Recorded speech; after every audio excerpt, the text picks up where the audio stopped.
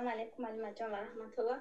معلم همین مثال امکم گذشته شدگی همین روزی هر سالی که روزی مرگشون میشد که آش کرده اما همسایه‌ای که کارتیران تنها و باشن تقسیم کنیم. خواهرم شما خوراک پخته، فهمیدم سوالتانه. شما خوراک پخته ثوابش رو به مرده بخشید ممکن است و عمل ثواب است و میرسد انشالله، اما روز مرگش بکردید این بدعت می شود.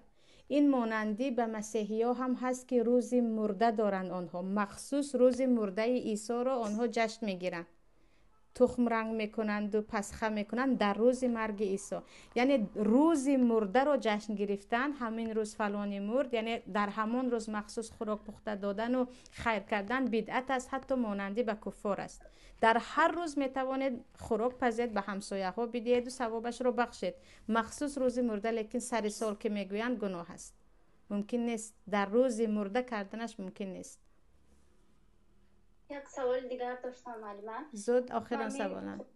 در از همین اینترنت یاد گرفتم معلم، خیلی رنگی همین شما خواندن نمیتونم، خیلی خطاگی هم وقتی کشیش خوردم با خطاگی حرف به نیست و همون وای به هست آواز ویاش به هست.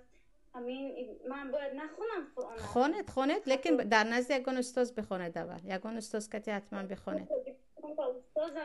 خواهرم خواهر زمرد از درون تاجیکستان در همین درس هستید، از درون تاجیکستان درس های تجوید هم همراه شوید. به من نویسید، من انشالله همراهتان میکنم.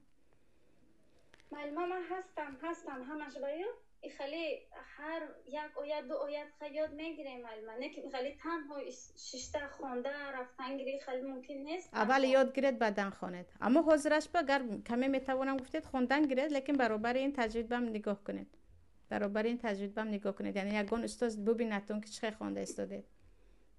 خودآموزی کتی نخوانید، مقصد من خودآموزی باشد نخوانید.